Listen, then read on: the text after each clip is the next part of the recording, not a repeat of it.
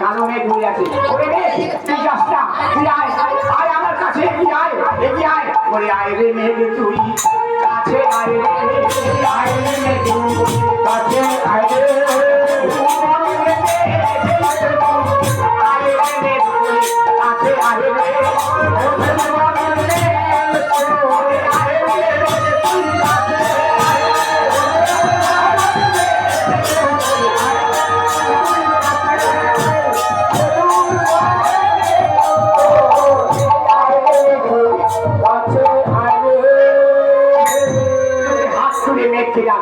কখন নিজে চুলকে নিজে বুকে ধরছে আবার কি করছে না না আমার বধূ তো একটু পাচ্ছি না একটু তো দেখতে পাচ্ছি না দূরে দাঁড়িয়ে আছে কি ময়ূর আর ময়ূর তাদের করে দেখতে পেয়ে কি করছে ওই আগে ঠিক করি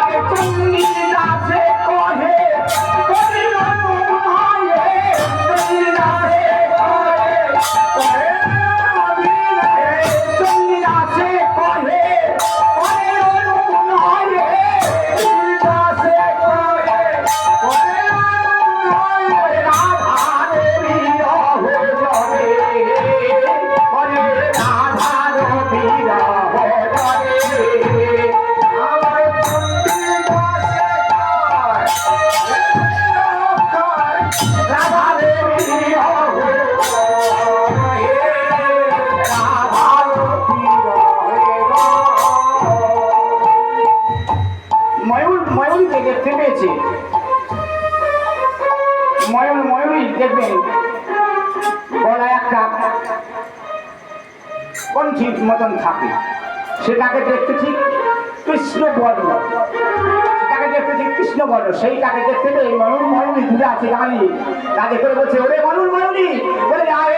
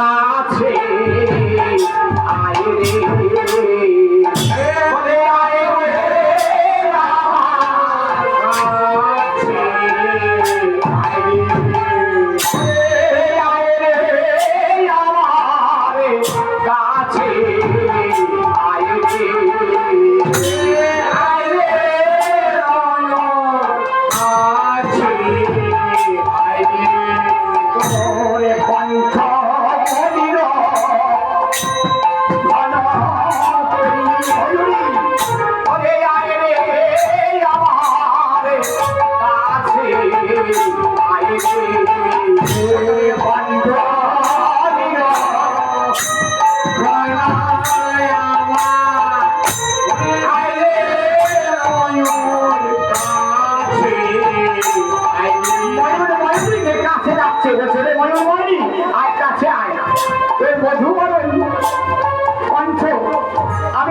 নয়ন হয়ে দর্শন করবো একবার কাছে আয় আবার মনে মনে চিন্তা করছে না বলছে না ময়ূরী তোকে আসতে হবে না মনে মনে চিন্তা করে বলছে ও যে আমার কাছে এসে দাঁড়াবে ওকে দাঁড়িয়ে থাকতে হবে ও তো ক্ষুধা তৃষ্ণা আছে ওকে আমি কি খেতে দেবো খেতে দেবো তোমার কিছু নাই আর ময়ূরী কি খায় সব থেকে ভালো জিনিস কি জানেন ময়ূরী সাপ তাই বলছে আমি সর্প কোথায় পাবো ওদের করে যে খেতে দেবো বলছে না ময়ূরী আয় তোরা আয় তোদের কণ্ঠ করি আমি কণ্ঠ নিরক্ষণ করবো তোদের করে নেয় আমি খেতে দেবো আমি কালে আগে ভুলে দেবো বলে আয় রে ময়ূরী কাছে আয় রে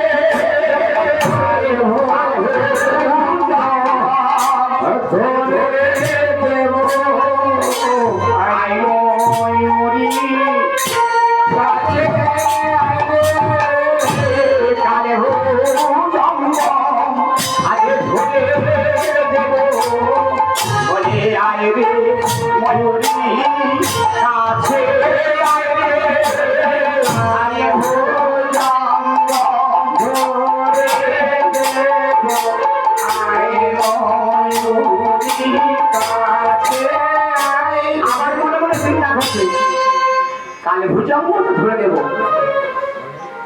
ভুজঙ্গ মানে সাপ, সাপ যে তাকে ধরে দেবো, আর সাপকে ধরতে গেলে সে তো কামড়াবে, সাপকে ধরতে গেলে তো সব কামড়ে দেবে, কামড়ে দিন তাহলে মারা যাবো। যদি সাপ আমায় কামড়া যায়, কামড়ে দেয়, আমি সাপ ধরতে গিয়ে তাই আমায় মরে যেতে হবে, তাই মনের জন্য আমার প্রাণ যাবে। আমার বধূর বরঞ্জন দর্শন করতে যে আমার মনে মনে চিন্তা করছে, বলছে মরুনি কাছে আয়, তোদের সাপ ধরে দেবো, তাতে যদি কামড়ায় কামড়াবে হয়ে যায় যাবে আমার যাবে তবু কালে ভুজঙ্গ ধরে